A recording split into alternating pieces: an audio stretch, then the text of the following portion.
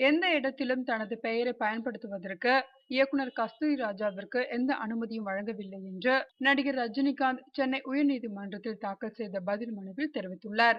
இந்த திரைப்படத்தில் தனது பெயரை பயன்படுத்துவதற்கு தடை விதிக்க கோரி ரஜினிகாந்த் உயர்நீதிமன்றத்தில் வழக்கு தொடர்ந்தார். அதில் அந்த திரைப்பட தயாரிப்பு நிறுவனத்திற்கு தடை விதித்து உயர்நீதிமன்றம் உத்தரவிட்டது. இந்த வழக்கில் தன்னையும் பிரதிவாதியாக இணைத்துக் கொள்ள அனுமதி கோரி பைனான்சியர் போத்ரா மனு தாக்கல் செய்தார். அந்த மனுவில் இந்த திரைப்படத்தில் தனது பெயரை பயன்படுத்த ரஜினி தடை உத்தரவு பெற்றார். ஆனால் அவரது பெயரை பயன்படுத்தி இயக்குனர் கஸ்தூரி ராஜா என்னிடம் ரூபாய் 65 லட்சம் பணம் வாங்கி ஏமாற்றியுள்ளார். ரஜினியின் சம்பந்தியே அவரது பெயரை தவறாக பயன்படுத்தி உள்ளார். எனவே இந்த வழக்கில் எனது தரப்பு வாதத்தையும் கேட்க அனுமதிக்க வேண்டும் என கோரி கோரினார். இந்த வழக்கு நீதிபதி ஆர் சுப்பையா முன் விசாரணைக்கு வந்தது. விசாரணையின் போது ரஜினி தரப்பில் பதில் மனு தாக்கல் செய்யப்பட்டது. அதில் என்னை பற்றி படம் தயாரித்த பட நிறுவனத்திற்கு எதிராக தான் வழக்கு தொடர்ந்துள்ளேன்.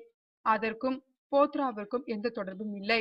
அவரது மனு விசாரணைக்கு உகந்ததல்ல. இயக்குனர் கஸ்தூரி ராஜாவிற்கு எனது பெயரை பயன்படுத்திக் கொள்ள எந்த அதிகாரமும் வாக்குறுதியும் அளிக்கப்படவில்லை. அது குறித்த எந்த ஒப்பந்தமும் செய்யப்படவில்லை. எனவே போத்ராவின் மனுவை தள்ளுபடி செய்ய வேண்டும் என அதில் தெரிவிக்கப்பட்டுள்ளது. இதனையடுத்து இந்த வழக்கு விசாரணை 25ஆம் தேதிக்கு ஒத்திவைக்கப்பட்டுள்ளது.